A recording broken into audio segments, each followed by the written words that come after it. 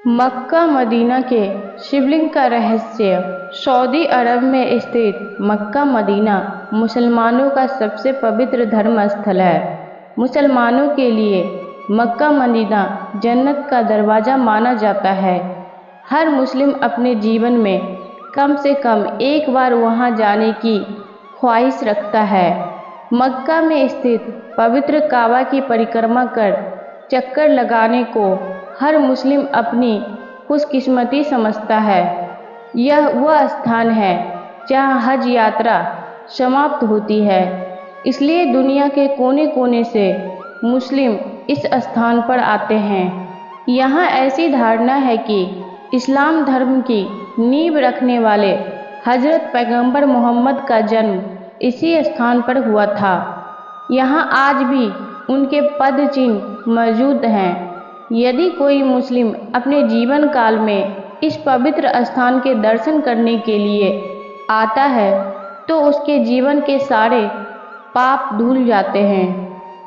यह विश्व के उन स्थलों में गिना जाता है जो विश्व के सबसे अधिक विवादित स्थान हैं। मक्का मदीना में मुसलमान यात्रियों के अतिरिक्त और कोई भी नहीं जा सकता है, इसलिए इस पवित्र स्थान के बारे में कई कहानियां प्रचलित है, जिसका कालांतर में नाम मक्का और मदीना पड़ा। मक्का के बारे में कहा जाता है कि वहां मंकेश्वर महादेव का मंदिर था, जिसे बाद में मुस्लिम तीर्थ स्थल में बदल दिया गया। मक्का में काले रंग का भगवान शिव का खंडित शिवलिंग था, जिसे आज भी मुस्लिम लोग चूम कर पूजते हैं। वेंकटेश पंडित द्वारा लिखित ग्रंथ राम अवतार रचित के युद्ध कांड प्रकरण में मौजूद एक प्रसंग मंकेश्वर शिवलिंग से संबंधित है। यह प्रसंग काफी दिलचस्प है। इसके अनुसार एक बार भगवान शिव से रावण ने याचना की कि वह उसे हर युद्ध में विजयी होने के लिए वरदान दे। तब भगवान शिव ने उसे मंकेश्वर शिवलिंग को देते हुए कहा कि इस शिवलिंग को अपने साथ लंका ले जाओ। यह शिवलिंग हमेशा तुम्हारी रक्षा करेगा, लेकिन जाते समय इस बात का ध्यान रखना कि रास्ते में इस शिवलिंग को कहीं भी धरती पर मत रखना। भगवान शिव की बात सुनने के बाद रावण शिवलिंग को उठाकर वहां से निकल पड़ा, लेकिन रास्ते में किन्हीं कारणों के कारण रावण शिवलिंग को धरती पर रख देता है और जब वह दोबारा शिवलिंग को उठाने का प्रयास करता है तो वह शिवलिंग को उठाने में असमर्थ होता है। शिवलिंग का वजन काफी बढ़ जाता है। आखिर में हारकर रावण को शिवलिंग को वहीं पर छोड़ना पड़ता है।